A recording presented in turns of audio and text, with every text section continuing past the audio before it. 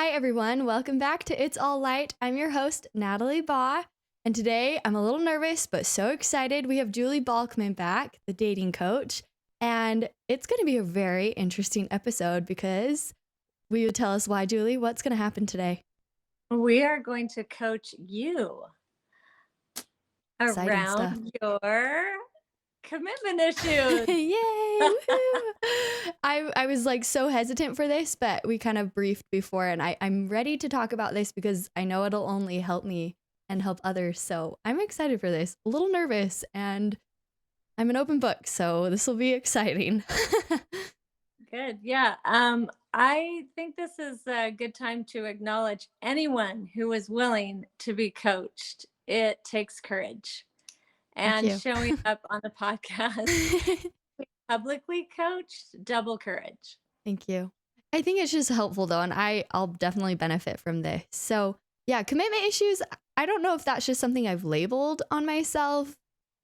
And it stems not just in relationships, but it's like when I have a decision to make, I have a hard time committing to a decision. It takes me a long time. I get anxiety. Like, I don't understand why it's so hard for me. And then, yeah, even in relationships too, I think almost every relationship I've been in, minus like when I was 21 and 22, have been hard. So after like age 23, it got a lot harder, which I was trying to reflect and figure out why it was harder as I got older. But Mm-hmm. yeah, this will be really Oh, interesting. as you get older, there's more commitment.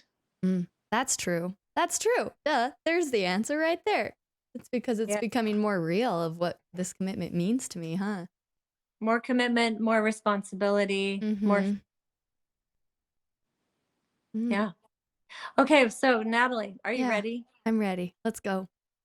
When it comes to decision making and or in this specific case, commitment, Mm-hmm. making a commitment, what are you afraid of? I feel like I've tried to think about this before. I've had a few therapists try to talk to me about this, and I feel like sometimes it's I'm afraid of either disappointing people by the decision I make or not choosing the quote unquote right way to go. They've tried to teach me that there is no right or wrong, and like there's everyone quotes the choose your choice and or make your choice and choose your choice. So I've Mhm. tried to grasp those principles, but hasn't worked entirely. Yes, okay. And what meaning have you learned from your past when it comes to observing others, what your parents taught you, what you learned at church? When it came to decisions and commitment, what did you learn there? What were the primary like stories or meanings that you've carried around with you? Ooh, like from my childhood, like just what I've learned collectively. Yeah, from your past. What do you tell Hmm. yourself? Like, here's what I've learned about decisions and commitment. Hmm. I think the first thing that popped into my head was like choose the right. I feel like from a very Mhm. young age, it was choose the right, do good things, follow the spirit, and do good and make right choices. Um, as much as I always seek help, it comes back to me. Like even though I ask 100 other people, like it's still just down to me to make the decision. I remember Yeah. trying to decide if I stayed at this charter high school or go to the public high school. Like that was a really hard decision for me to make. But like looking back, I'm like, oh, it's like a no-brainer. Like of course I wanted to just go to the public high school. Like I'm so grateful I did that instead of the other school. So it's funny looking back. I feel like one decision I never wavered on was wanting to serve a mission. I'd wanted to since I was little, and that was like the easiest decision to make. I had no hesitancies, and I was able to commit to that wholeheartedly. And Yeah. so I try to think about, okay, how can I make other decisions in my life be like that one? Because that one was so easy and I loved it. But Yeah. I'm trying to think what got me to that point. Yeah, well, something you learned in making the decision go on a mission was that decision felt easy and peaceful. Mm-hmm. And many of us want to make decisions that feel easy and peaceful. Yes. And you've been raised in a culture, as many of us have, with the choose the right words and being encouraged to choose the right. And if you don't, there are eternal consequences that Yeah. could be bad. And Totally. and so we kind of are raised in this, like, in a way, we are superstitious in that we've been brought up in the fear mentality that if you Mhm. don't choose the right, and there is a right, then something bad will happen to you. Yeah, and that's very anxiety inducing. Yeah, yeah. And the pressure not only to choose the right for ourselves because we fear danger or, a negative result, we also feel the pressure from those around us, those people that we love, um, in our social circle. And so I talk to a lot of people who do this, and it's not a way to grow up to be a functional adult, Mm. but it's a way to feel better and kind of step back from the responsibility of making decisions. Hmm. And that is collecting opinions and votes from other people. Mm. So we go around, what do you think I should do? Or who do you Mhm. think I should date? Or what do you think of the person I'm dating? Haha, so guilty of this. Yes, yes. And we do that because we fear the responsibility of potentially making a mistake. And so we're like, asking this entire village of people.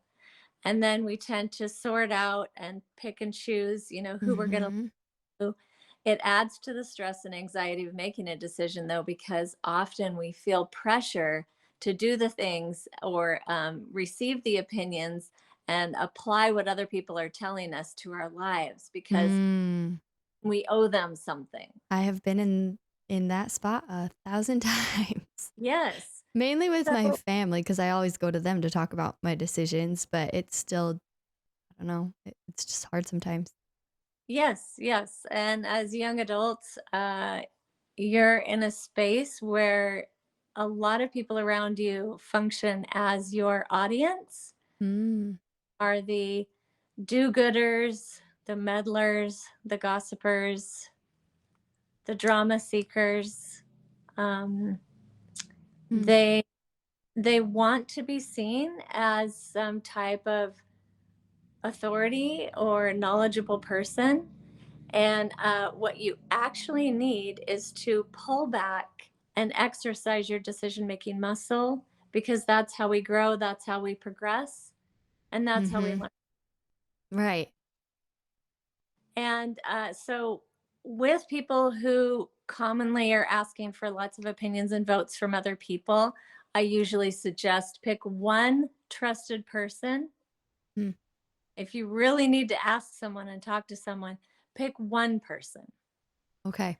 And I guarantee you, most of the time, you will feel reluctant because you'll maybe not like their answer and you'll want to ask other people. But stick to it and just stick to that one person and my journal. Yes. And then, if you're choosing to trust someone, do trust them, but trust yourself first. Yeah. Oh, that's huge in commitment. I think there's a Trust lot yourself. of fear. Yeah, there's a lot of fear when it comes to trusting oneself Mhm. and in owning the results of your decision. Oh, that too. That's something that maybe I'm definitely as scared of is having that. I don't know if I'd call it responsibility because it doesn't feel like that, but having to own up to my decisions. I don't know why. Like it sounds so simple, and I'm like, oh yeah, I can do that. But then I look back and I'm like, oh, maybe I haven't really been good at doing that. But I have that one person in mind for who I'm gonna go to, and then try to like not talk to anyone else about decisions. Just that one person. I like that. Yeah, yeah. And it's okay to change, and it's okay to not listen to the one person. Mhm. Good to know. Yeah. Um, my next question for you. Oh, let's pause just for a second here. When Okay. you said it doesn't feel like responsibility, I believe that there are three elements to happiness. One Mhm. is feeling loved, one is feeling or being loving, and the third one is responsible. And when it comes to making decisions and stepping into your life, Mhm. that is responsibility. And when you think of it that way, it's so much more empowering. Okay. I'm being responsible by making decisions. I'm stepping into my life. I don't know the result, but I Mm. will find something out if I take this step. Hmm. That strikes a chord to me. I think 10 years ago we had a lesson. So I did a humanitarian trip for 2 weeks. We like had 9 months of training, went on a trip for 2 weeks, and then we came home and had one more like training session in a sense. And it was about taking 100% responsibility for your life. Mhm. And I need to remember that more because that was such a cool concept of even if you get in a car crash, like you're responsible for getting in your car and driving that day. You have to like factor in what you're responsible for. And then just if you're always taking 100% responsibility, that almost takes away blame and other things that you could put on toward others if you're just being responsible. What do you think about that? It's a happier place to be. Mm. So if you're asking for opinions and votes from other people, Mhm.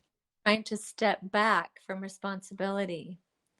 When we lean on the church and they, as I described, a superstitious, fearful kind of way, Yeah. we're stepping back from our responsibility. Many of us are used to hearing lessons and talks in church that talk about the one time that I didn't listen to the Holy Mm. Ghost and Mhm. everything went horribly wrong. I mean, that happened to me on my mission. I didn't listen to stay in the branch building and we left the branch building and got arrested. So I have that fear Yeah. because I didn't listen.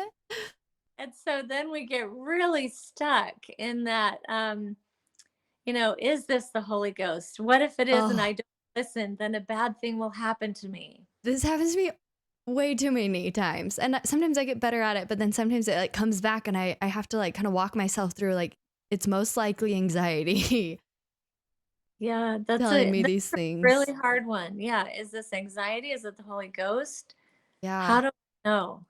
Yeah, The I way usually pray I and be like, give me that feeling that I know I've felt before that's a distinct, like either warning from the spirit. Like I know what that feels like. And so I have to remind myself if it's not clear as day as that feeling, then it's most likely just me acting up and feeling yes. anxious.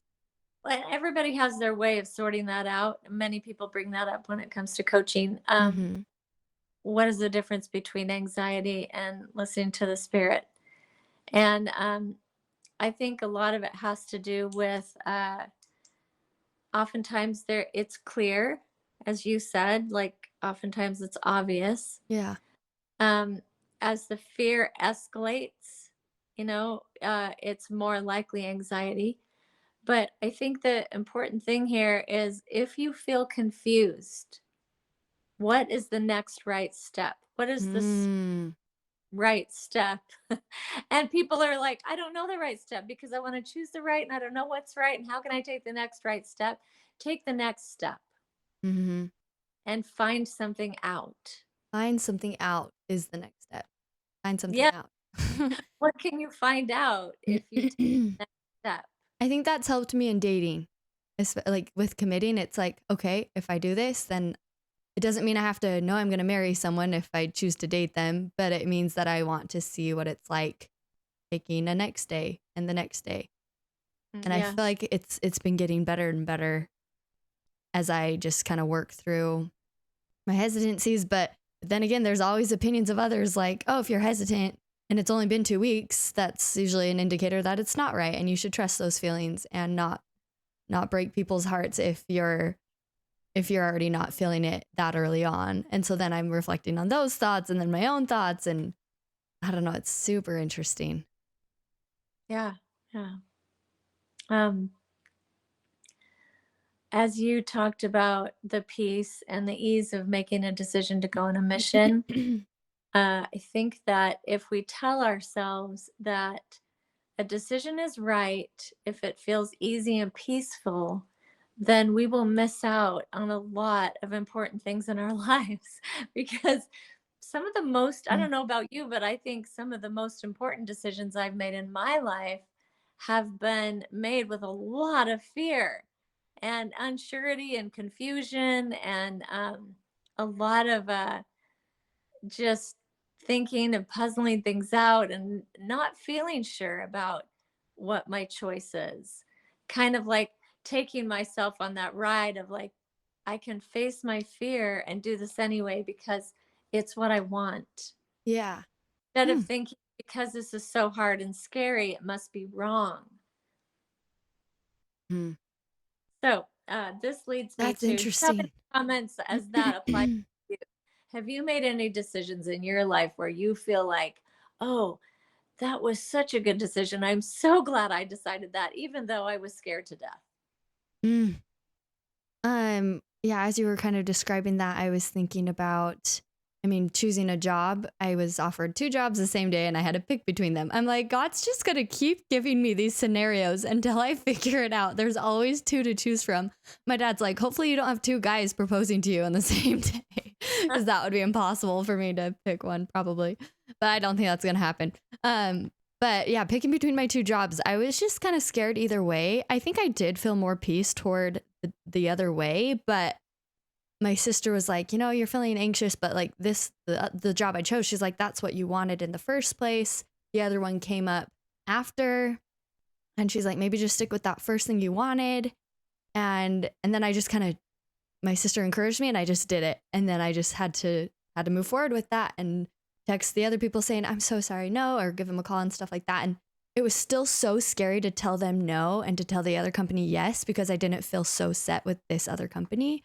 But like months into it now, it's been awesome. I'm learning a lot and I'll continue to see what happens to it. But I've also kind of come to the understanding like if it doesn't feel right, like I'm not trapped in that decision. Like I don't need to stay there if it's not right or if it doesn't work out as I thought it would.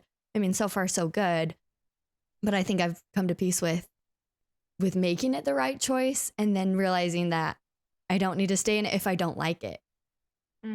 Yes, yes. Well, and also I told myself like, oh, there I have connections to the other job too. Like in a few years, if I want to do that, I could make a way to work in that regard. So just realizing that I do have other options, which is ironic because sometimes decisions are so hard because of so many options. But Yes. once I made that decision, I realized like if I wanted to, I could create a way to make it work the other way. Yeah. Yeah.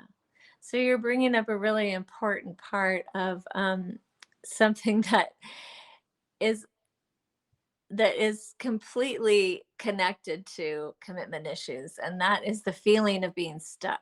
Mm. I And I think, also go sorry, real ahead. before I jump in, I also get stuck knowing that I can make whatever work. Like I feel like I'm a versatile person that I'm like, I know whichever path I'll choose, I'll make it work, which makes it even harder to know what I want. Because I'm like, oh, I can make anything work.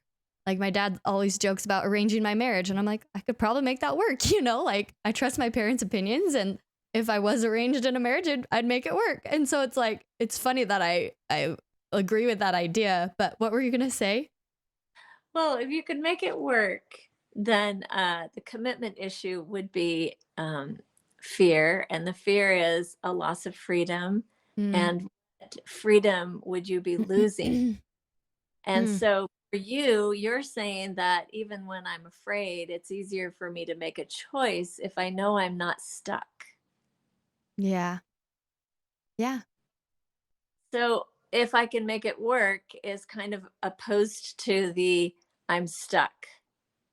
Okay. I'm free to make this work or I'm stuck. Okay. Mm. So for you, what is your fear? How is your fear of commitment affecting your life right now Mm.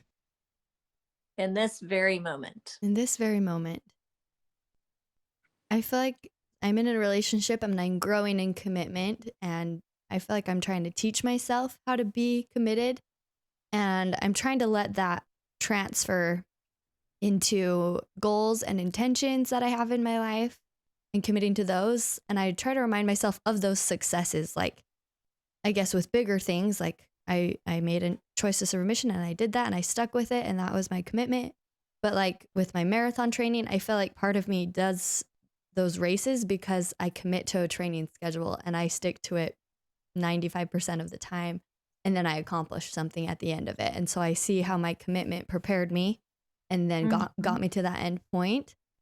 And then in relationships, I haven't pondered too much about how commitment affects like my family relationships. I've just mainly like recognized it in dating, but Yeah. just maybe the more I think about it, the more committed I'm trying to be versus the fear of avoiding it and avoiding thinking about being committed. But I guess I just kind of put myself in a committed relationship because I knew if jumping in would help me learn it instead of just still staying away from it. Mhm. Mhm. But Okay. I don't know, it's still tricky because there's hesitancies that come up and I feel like I'm open about it and I talk about those things with the person I'm dating just so we're on the same page and it's still very scary, you know, because you try to see if you're compatible in multiple ways. I mean, eternity freaks me out. Like eternity is so long, and marriage is like the biggest decision we'll make in our lives. I feel, and so that does put pressure on it. And I don't know, commitment. It still scares me, but I have to remind myself like I don't need to know if I'm marrying this person right now. Like we're just starting dating. Like we'll figure it out like step by step. My mom reminds me like you're supposed to be having fun and enjoying time together, right? And like she's like if you're not enjoying time together, then you can make that decision, but just every day ask yourself like is this a good thing or like do I feel good about this and take it day by day. Yeah, one decision at a time. Yeah. So I'm hearing you say that to you, commitment means sticking with it. Yeah. What are you sticking with?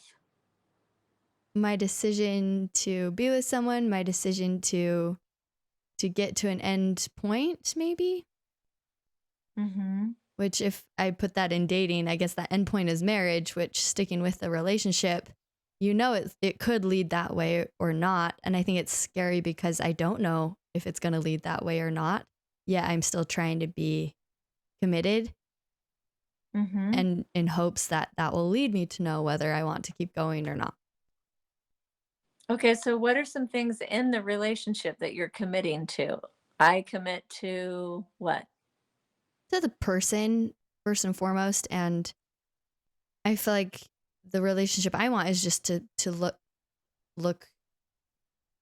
what's the word? To like think about them and serve them and help them just their life, but also have someone to talk to and turn to, but then be that for them.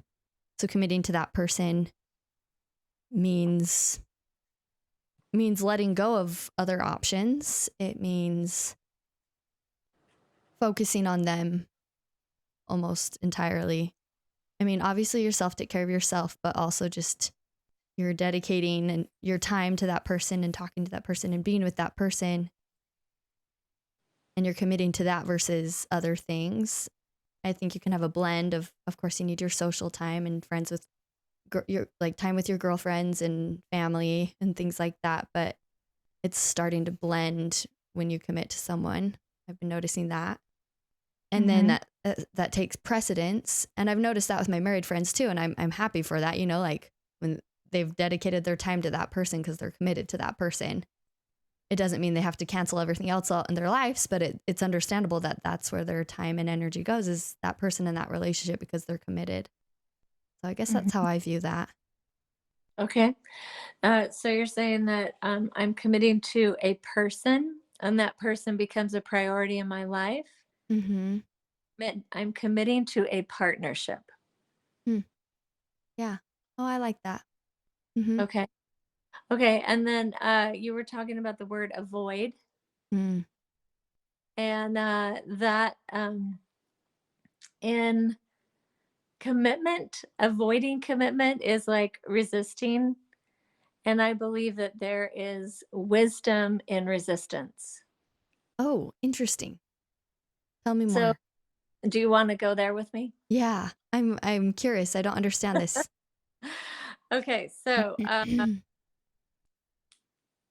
wisdom and resistance is an invitation to go inside your what I call your inner village, and you find out who in your inner village, which voice in your head has the wisdom and that is crying out in fear.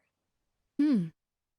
And what we usually try to do is we tamp down the fear and we say to ourselves things like, I want to be successful when it comes to commitment. And so I'm making a decision to commit. Uh-huh. And commitment means that I'm committing to a person and a partnership, and it's a high priority. Mhm. And you still feel the fear. So if there is wisdom and resistance, you go to your inner village and you ask, who's afraid here Hmm. and why? And Why? why? And then you listen. And it could be like, oh, well, that's that fear doesn't really apply to me anymore. I'm older now, I know better. Or, oh, that's a valid fear. Hmm.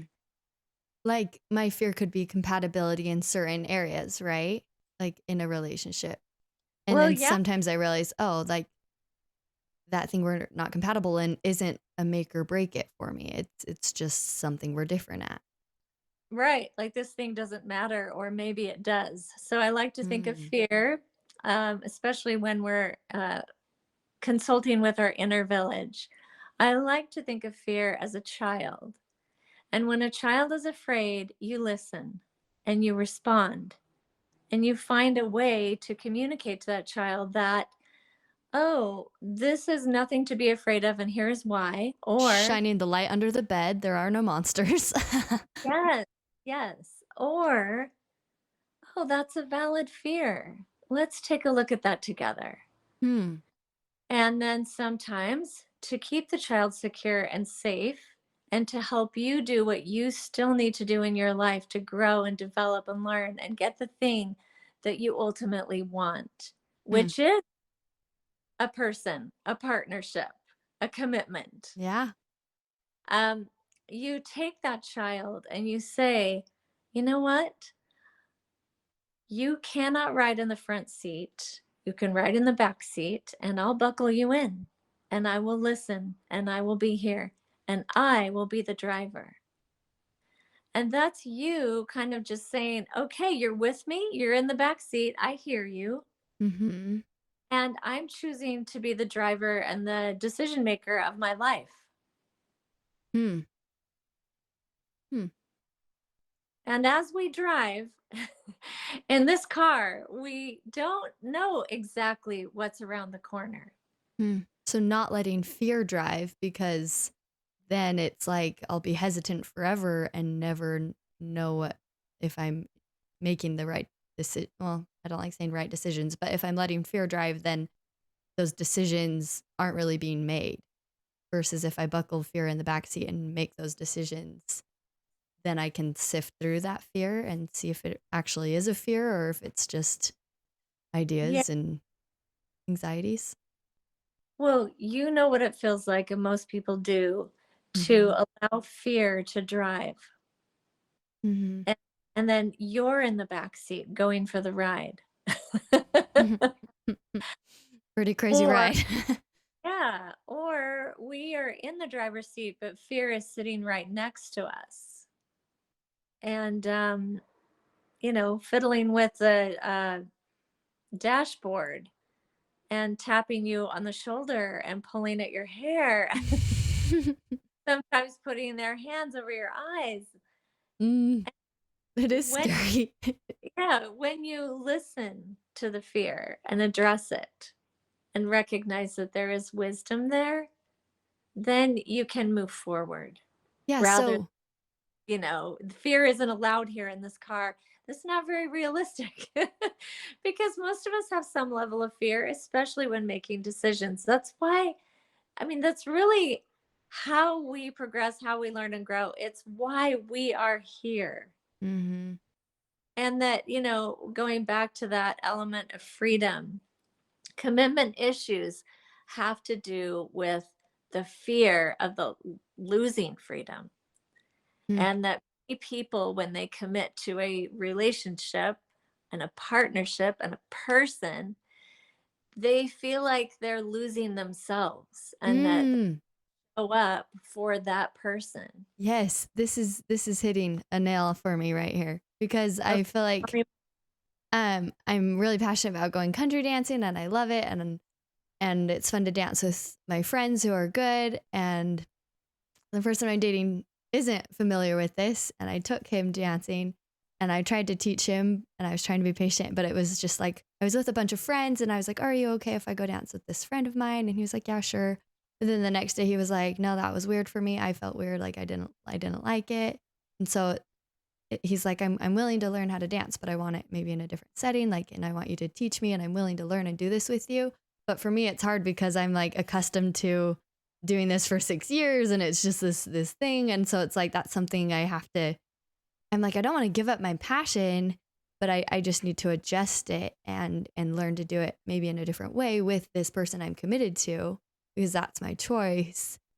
But I'm reminding myself that that doesn't mean I have to leave this passion and hobby. I mean, this is such a minuscule example. There's more important things than this, and I recognize that. But it's just an example that I've been thinking of and how I'm dealing with it just because it's important to me or it's fun for me. But I also, it's not like a daily thing. Like it's maybe a monthly thing that I like to go out with my friends and dance. But I don't know. It's been interesting and talking about it too and figuring it out and making it work. But I'm curious your thoughts on this.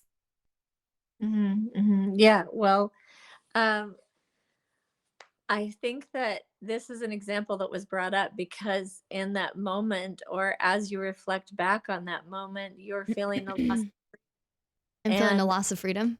yeah, in that if I am, as you said, sticking with it, if I'm sticking with this person, it means that I won't have the total freedom to dance or be in this situation uh, like I would like I would as a single person who's Mhm. totally be me. Mhm.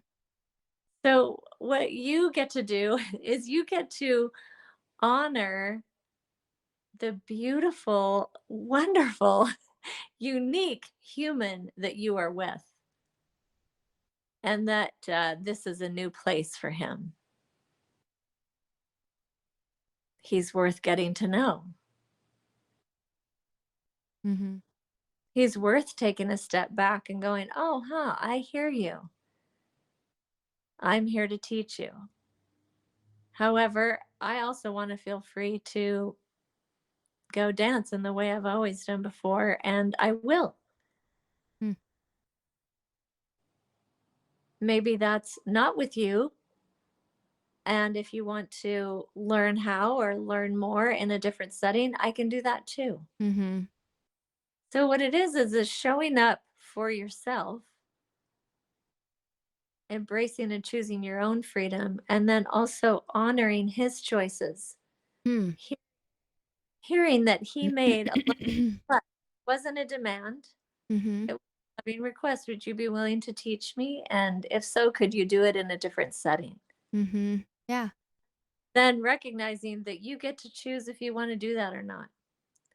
You get to choose if this dancing thing is a preference, requirement, or oh, if you don't dance, it's a deal breaker. And thankfully it's not. Like I have my priorities set out, but it's just like something I'm like, "Oh, huh. I have to recognize that that's my choice." Yeah. I believe that a relationship is two independent people making independent choices. In other words, There's no I have to. there's no I have to do this.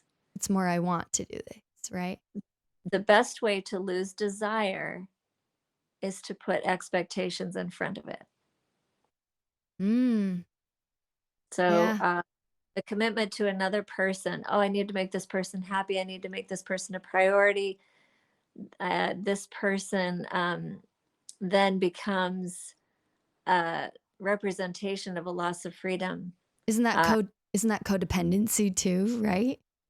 oh, yeah, yeah, yeah. Mm. It's interesting too, though, because my expectation was I'm going dancing with my friends and I'm excited to bring this boy around as well. And his expectation was to spend time with me. And so the fact I was with my friends too was hard for him. So we both had uncommunicated expectations. But then the more we talked about it, like now we know moving forward what we want to do and how to make it work. And Yeah, it was exactly what you described of like I don't have to give it up, but I also like he's willing, I'm willing, and we can do it together and have fun with that or do our own thing. Like he is so willing and it's so awesome that he's wanting to do these things. And then I'm always like, okay, is there something you love that like you want me to try and do? And I feel like I'm blessed with just no fear in trying new things. Like I'm willing to do anything. Well, maybe not jump off a 30-foot cliff, but like cliff jumping. But other than that, there's things that I'm willing to try and do. And so I'm trying to help him see if there's something that I could learn for him just because I want to show up for him and be there for him and show that commitment, right? I think people need to see commitment. And I think that goes back to the beginning of our conversation about trust, right? hmm yeah, trusting yourself. I think that telling yourself, I need to learn something new, or I need to do this thing. Uh, a different way of saying that to yourself would be, I want to get to know him. This is an important thing in his life. My husband likes to race cars. Oh. I have zero interest in getting in a racing car and racing. It's not my thing. I don't want to do that. However, I like to hear him talk about that. I know it's important to him. When I see race cars, I think of him. But I need to be a race car driver. Mm, Therefore, I don't feel the pressure to be into something that he's into and participate in it because I owe that to him. right. I don't. I get to be me. And this is how I show up as me. I love him. I love hearing about his life and what he likes. Yeah. But he also has his own things. I have my own things. And in that relationship, we don't feel tethered. Like, I don't have to get in a race car, I don't have to go to the racetrack. If I want to, I will. Mm, And the difference between have to and there's a great loss of desire in there. mm-hmm. I want to, which is energizing and motivating. And it's stepping up into the light and the freedom vibe. It's like embrace your freedom, be yourself. Mm-hmm. And I think that I also want to point out for you, because I think it's important for you to know that you used what I call the decision making success system. And you and I have talked about this before, Mm-hmm. where you turn a question into a yes or no and you pick one. So your question might be, am I willing to go on a date with so and so to this dancing event where my friends will be there? And you were yes, and you picked yes, and you stepped into your yes by going. You invited and you went. And then you found something out. And you just described what you found out, which was, I was trying to spend time with my friends, and he wanted to spend time with me, and we had different expectations. And I loved what you said, because you pointed out this is what happened. And then you said, and here's what we learned so that we can do it differently next time. Mm. So the decision making success system was yes or no. You picked one, you stepped into it, you found something out. And with the information that you found out, you can make the next decision. And the decisions get easier the more you do that because now we know next time what we're going to do and how we're going to make that decision. Yes. Mm. And in the process, you honor each other's choices and you Mm-hmm. embrace them of being in a relationship rather than Oftentimes people feel that in the relationship, they lose freedom. Mm, And in the relationship, if you embrace freedom and recognize that there is freedom there, it's not as scary. yeah, that's true. Something in the back of my head from a conversation we had a few minutes ago was the wisdom and resistance. And I've been thinking about that with hesitations and fear. So, fear and hesitations, how is that different from resistance? I would say it's the same. Okay, so they're the same, but there's wisdom in that if you sift through it. There's wisdom in it in that you go into the inner village and you ask, okay, where's the wisdom in this? Who's the voice in my head who is like, pulling on the fear button? Mm, And you find out, oh yeah, I can see how there is wisdom because of past experience, but you know mm-hmm, what? That's behind me. And I can address the fear by simply saying, it's okay. It's okay. mm-hmm, Or, okay, this is a valid fear. I'm going to go ahead and do it anyway. Or it's a valid fear and I'm going to take a step back and make a different decision. So sometimes the wisdom is not necessarily the fear itself, but it's listening to the fear mm, okay. and and then deciding like, okay, do I want fear to be driving here? Do I want fear to be sitting in the front seat, or will I buckle fear in the back seat? And Mm-hmm, still, I'm aware that you're there, but I'm driving.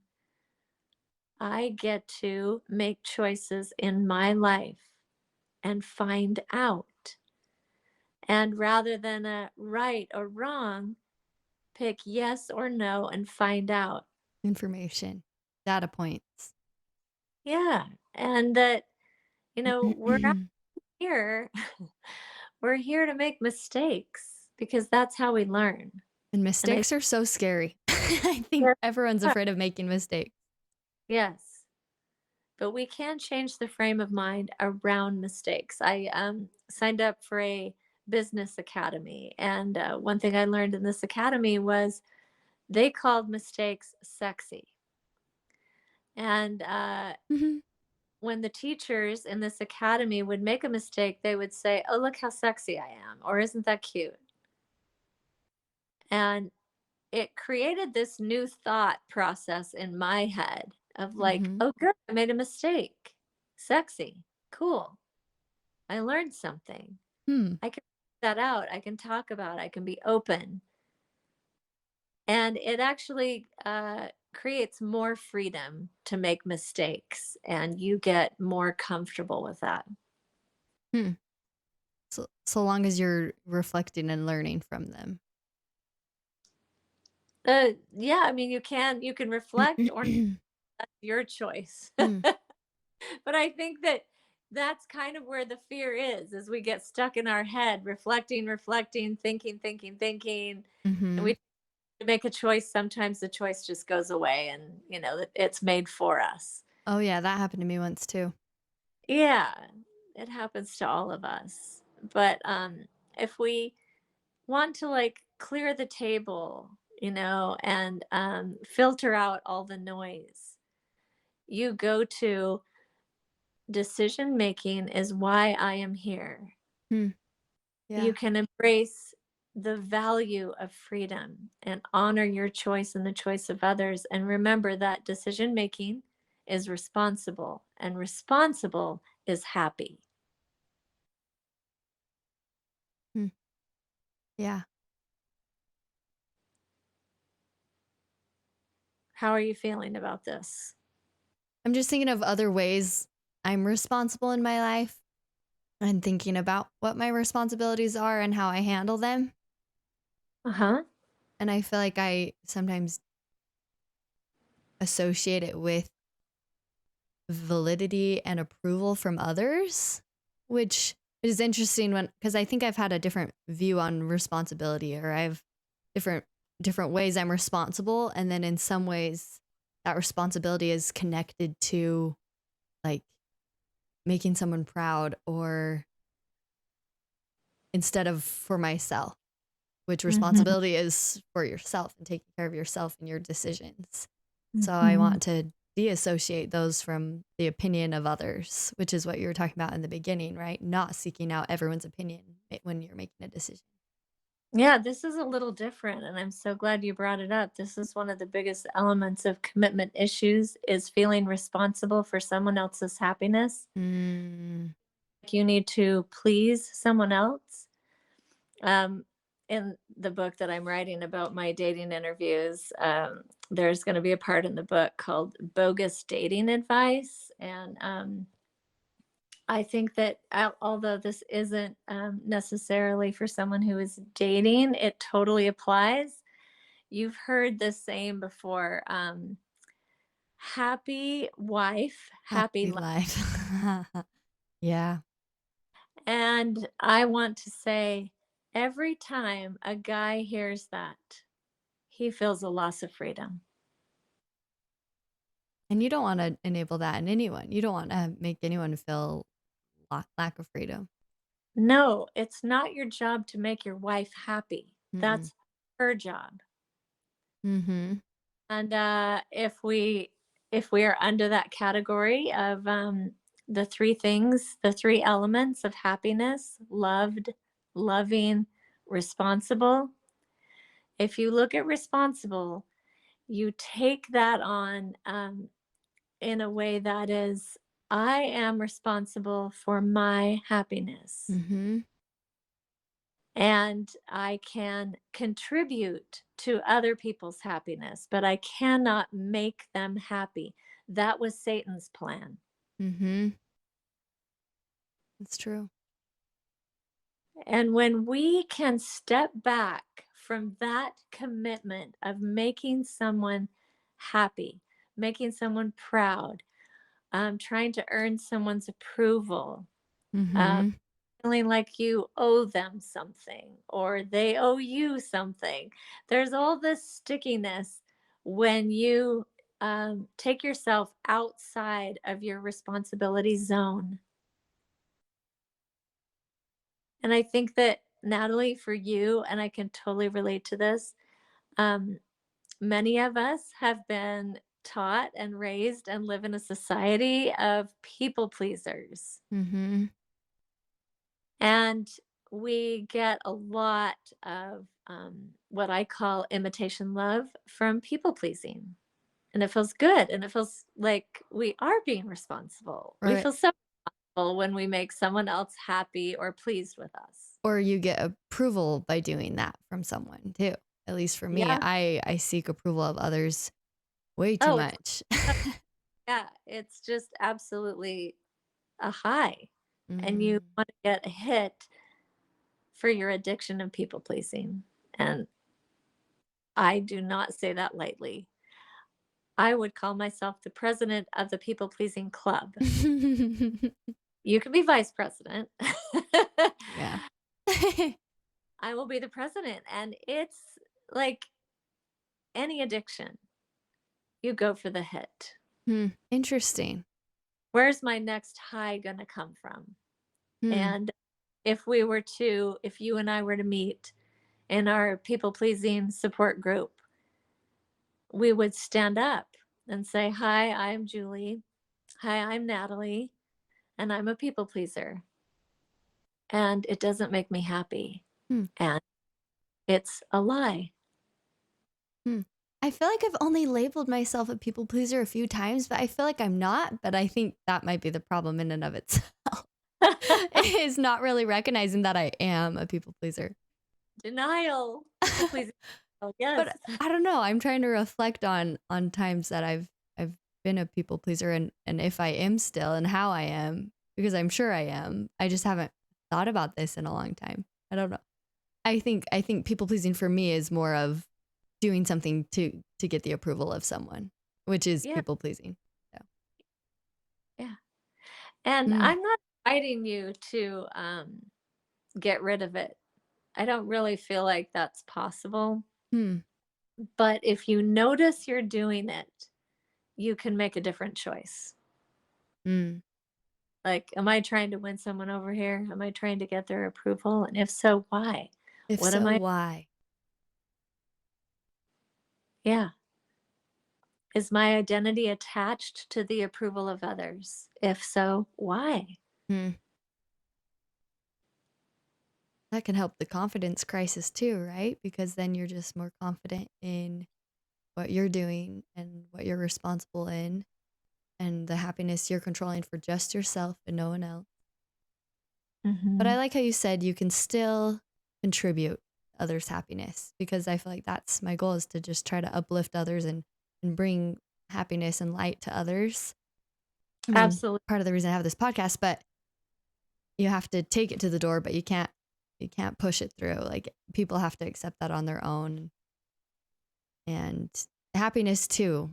And I think it's fun the more like if I'm in a bad mood or the boy I'm dating's in a bad mood or we're both hungry or tired, like it's funny that we start to acknowledge these things and we recognize it in ourselves and then fix the issue by either getting food or taking a nap or I don't know, just these small things we recognize affect how we treat each other if we're more like irritable or different things like that. It's been funny to recognize like, oh wait, I don't have to be so bugged at this because that's my choice, like he can do his own thing and I can be okay with that and I don't need to control what he's doing. I don't know. It's interesting the more I think about it because it's applicable to so many things in a relationship, Mhm. I love that you said, "I don't need to control it." which is hard because control's in my subconscious brain like all the time, I think. People Well, yeah, yeah, because control is where safety is, and people please is a form of control. If People I pleasing. please and I get enough approval, then I am in control of what other people think of me. Yes. Oh my goodness. I struck. Yes. This, I've heard this before. This is familiar. But back to I mean, I think that this is a really big part of your commitment issues is feeling responsible for other people's happiness and wanting other people's approval.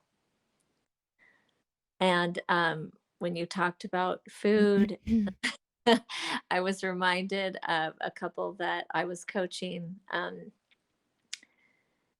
She would get angry when she was hungry, and he didn't want to receive the wrath of her anger, so he was constantly taking responsibility for feeding her when they were out and about because I guess they didn't think to bring snacks.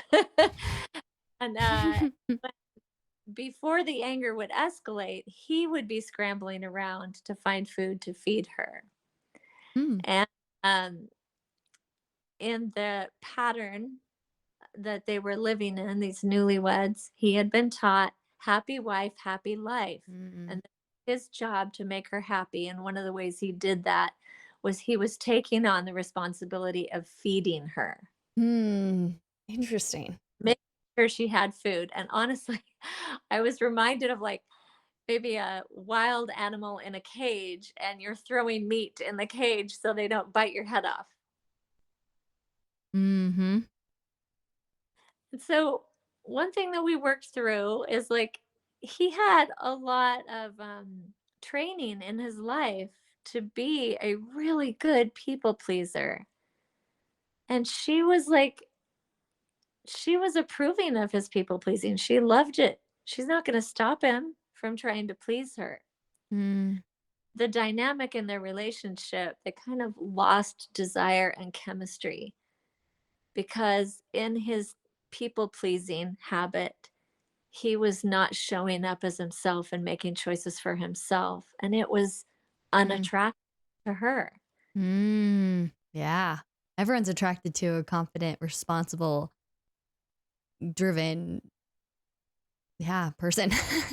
Even mm, if it means that he would have to say no. mm. Like, whose responsibility is it to remember to bring snacks or to feed themselves when they are hungry? Well, and he could contribute to it and bring snacks, but doesn't have to feel responsible of I need to find her food, right? He could contribute and be like, "Oh, I did bring this," and and contribute to it, but not have to control it or be responsible for it. He could contribute to her freedom Mm, and honor her responsibility for her own happiness by saying, I will not be in charge of your food anymore. I'm happy to help you with your food if you want to make a request. Hmm. If you want me to pack snacks, I'm happy to do that. Let me know. And then there's freedom on both ends. Yeah. He's choosing to serve her. I think people mix up serving and people pleasing, right? Because we want to be serving and thinking of others. And sometimes, I mean, people pleasing is just taking that a little too far because you're doing it almost to help yourself feel like you're serving people instead of Yeah. actually serving people. Now did it. Huge. I call that a breakthrough moment on a coaching call. Woohoo! Yay! You And learned something about you in this story, which is, oh, actually, the people pleasing is more about him. getting rid of my ego because that's insecure. It's not being confident. I think true Yeah. confidence is humility, right? And that's when you can serve without thinking about yourself at all When, because you've taken care of yourself to that point. yes, yes. It's so much easier said than done, but That's all in certain habits. But um, I try, as I've been doing my own emotional work, I have learned that I need to check in with myself first if there's an opportunity to serve. Am I giving freely? Do I have it to give? Mhm. Do I feel like I have to do this thing? Am I doing it to win approval or likes? Or am I doing this freely from a place of love? A free gift with no strings attached. Right, not expecting anything in return. That is the huge thing when you're giving and serving is zero expectations, zero like I'm giving purely to give, not receive. Yeah. Hmm. Is when is receiving okay or not expecting to receive something, but what's a positive light in receiving? Because it is good to receive things sometimes, but what would you say is positive in that? And then we'll wrap up.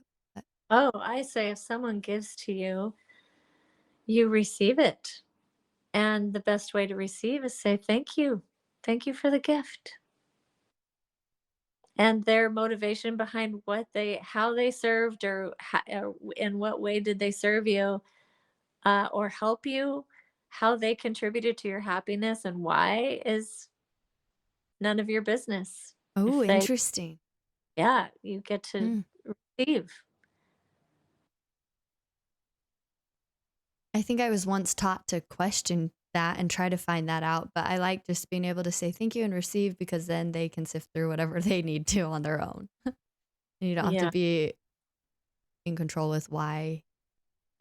Yeah. Whatever their motivation is, that's their business. Mm.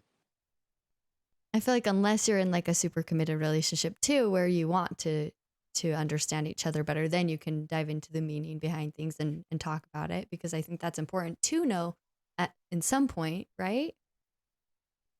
I have to think Or about maybe that. is it not? Hmm. Is it important to know the motivation behind the Christmas gift that your husband gave you? Is it important to understand the motivation behind someone who's willing to get up with a crying baby in the middle of the night?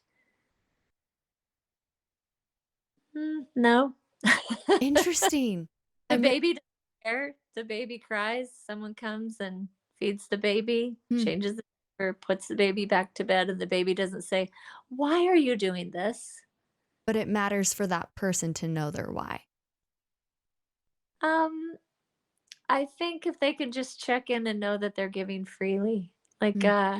sometimes it just takes understanding that, like, oh, why am I feeling angry and frustrated in this moment? Well, because I feel like I have to do this. Hmm. I change my thinking and realize, oh no, this is what I want to do. I Right. want, and I have it to give. It changes everything. Yeah. It reminds me of I'm reading the book Leadership and Self-Deception by the Abringer Institution or something. And Mhm. I'm at the point where this man is going through this like um I don't know if I'd call it a class, but just a conversation with these people who have created this idea of being in the box. And when you're in the box, you view people not as people, but as things or or you put blame on others and you're not looking at yourself. You're in this box and trapped. And it's talking about like on Mother's Day or his wife's birthday or something, like he's mad that his wife doesn't think he's doing anything for her when he feels like he's doing everything for her. But then the people are helping him realize he's almost in the wrong. Like it's almost about on being wrong, but it's just like recognizing when you yourself are in a box and then how that's affecting your perception of others, and also kind of thinking what they're thinking about you, because in this scenario he's struggling with his wife and it's not a good relationship, and he's starting to realize like he's been putting the blame on her, thinking she's not taking care of him. And it's interesting the book is sifting through and asking him questions, it's helping him figure out he's in a box, and it's distorting his perception of his wife and their situation. So it's a really interesting book, and I feel like it relates to this topic. Yes, yes. Um, Many unhappy relationships are because we expect the other person to make us happy, and when they're not making us happy, we're disappointed. Mm, yeah. I sorry. I'm cutting into like if you're about to say something, you can share it. But I have a few other thoughts I want to ask you. Go ahead. So my last question before we do some takeaways is is understanding compatibility and recognizing that in a relationship. What are your thoughts on compatibility, and how do we determine where that leads us? I feel like that's something I talk about, but I don't fully understand. Like, oh, we're not compatible in this area, therefore what? But it's like, Mhm. okay, what areas are important to be compatible in a relationship versus not? Okay. What does compatibility mean to you? Hmm. Good start. Let's see. I think it means like enjoying a conversation and enjoying any type of conversation with someone. I think is compatible, where you can talk for hours and hours about any topic. Like for me, that's maybe the number one thing in compatibility is you need to be able to talk to that person and enjoy listening to that person about anything. I mean, not all the time. You don't have to enjoy everything because that's impossible. But I think that number one compatibility for me is I want to be able to talk to this person forever. And my bishop says like marriage is just one big long conversation, like you have to have conversations about everything and be compatible in talking to each other. Big, long conversation. Oh my goodness, I can think of a lot of people who have commitment issues when they hear that. Marriage is one big, long conversation. It's like, oh, get me out of here. Yeah, maybe in that light for sure. But I don't know. I think compatibility, you can be spiritually compatible, you can be emotionally compatible, intellectually compatible. Yeah. And it's like, okay, at what levels do I need those things to have a healthy relationship or a committed relationship? Or at what point is something not compatible that turns us to not be together? Okay. Okay. Yeah. So your version of compatibility isn't necessarily that we like the same things and we do the same things and we're pretty much the same person. No, I do not want that. I could not marry myself. Version of compatibility is can we be an equal partnership in conversation, intellectually, spiritually, emotionally? Can we connect? mm, Can we communicate? I like to dance and hang out with my friends, and I've been doing this for 6 years, and I'm really good at it, and it's my comfort zone, and I don't want to give that up. And oh, yeah, this is new for you, and you are willing to learn this, but in a different setting. Okay, can we be compatible in that situation? Absolutely. Can we communicate, make loving requests, honor the hmm like abilities and choices and okay, what if you hate dancing and I love dancing? Does that mean we can't get along? Totally get along. hmm And I think that for you, the reason you're bringing up compatibility is a lack of compatibility is a reason to fear commitment. Yeah, totally. Yeah, so I would invite you to get really clear. Of course, it would be another coaching call. Getting clear with yourself first about what areas of compatibility are requirements for you. Right. The requirements, preferences, and deal breakers. Mm, And then I can, with how I understand compatibility, put those into those categories. And like you said, I love that you can figure out that compatibility through good communication and through maybe a deeper understanding too, right? Like you have to be open and vulnerable to connect, and those connections can help you see. I guess I could call it true compatibility, right? Because the more you get to know someone, the more you see a true version of themselves, and that's how you can connect is by being true. And like you said in the last episode, like having those real conversations. And I've seen that in practice in the few weeks I've been in this relationship, and I think the more you can focus on that, the better it is. Yes, Mm, one of my greatest values, I would say it is the top value in my relationship is freedom.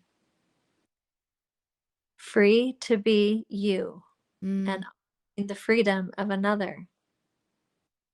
When you feel free to be yourself, that's when you're capable of giving and receiving love, unconditional love. I love that. Thank you. Any final thoughts as we wrap up the episode? Yeah, I think that commitment issues are used as an excuse. I don't think you're using commitment issue as an excuse. Thank you. Commitment and find out what it's all about. And that's awesome. But I do think that oftentimes commitment issue is a way to just say, I'm not interested. Mm. And that's okay. It's not necessarily the truth, but it gives someone a cool way to say, I'm moving on. Another way people have commitment issues is not knowing what they want or fear of committing to what they say they want because then they have to do something about it. That's Mm, scary. and take responsibility. Yes, yes, good point. Mhm. It gives them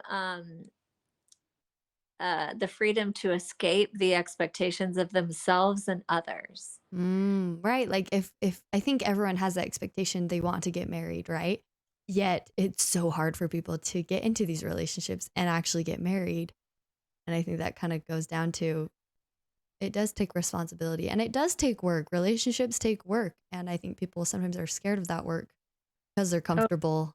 They're comfortable with their friends and having fun and they can still flirt and do fun things and go on dates and stuff. But like that commitment I mean, commitment means taking responsibility, and it is and can be hard. But like you said, sometimes when fear pushes you to do something and it turns out to be amazing, that's kind of what commitment and responsibility is. Like it is scary and it's hard, but it leads to something amazing and it can be amazing. mhm, I think mhm. that's my takeaway for today is just recognizing that, not letting fear drive and making those decisions, just continuing to make them and recognize that that freedom is happiness. And I really do feel so much happier when I recognize these principles. Yes, and you will feel more free as you take on less responsibility for other people's happiness and more for your own. True, true. Ah, cool. What else? You have one more thought. I can see it. Well, I was just thinking about like the key word. What is like the main takeaway? If you could pick one word to walk away with from this coaching call today, what would it be? Freedom, Freedom. because that connects me immediately to responsibility for myself and what I'm in charge of. Yes, yes. And And then if being other, able to serve others, because that's ultimately the life I want to live is a life of service. yes, if you can freely give without that feeling of obligation, I call obligation a tiny drop of poison. Oh, it's true. It's true. It's true. Yeah. It's just not healthy for us and it's exhausting. We will wear ourselves out if we are giving out of obligation. And it's as I say, oftentimes you can feed yourself spiritually, emotionally, physically, um, but you can also just change your mindset around what you're doing. The why, right? Yeah, yeah. What's Um, your word for this episode? What would you say? Responsible. Responsible. Commitment is responsible. And if you have a fear of commitment or commitment issues, as people like to say, Mm-hmm. I would say, like, don't discount that because there's a reason. And we came up with a perfect example of that, which is happy wife, happy life, and feeling the expectations and pressure around that. It's like, no wonder if it's my job to make someone else happy, I don't want to sign up for that. It's too big of a responsibility. Mm-hmm. Yeah. And honestly, it's just impossible. You can't ever control anyone else but yourself. Yeah. No, we can't make someone happy. Yeah. That's true. Well, thank you so much, Julie. This was so enlightening. I feel better off for it, and I hope everyone can take their own takeaway and apply it to their life. So, again, spread the light, light the passion, be passionate about life and your responsibilities because it'll make your life that much happier. And like Julie said in her last episode, happiness is now. So, I encourage you all to live like Julie and be present and reflect on these important principles. So, thank you again, Julie. You're Um, welcome. all her contact info is in the show notes if you want to reach out to her. This is what she does and loves, and we're happy she shared it with us today. So thank you again. Bye bye. Bye.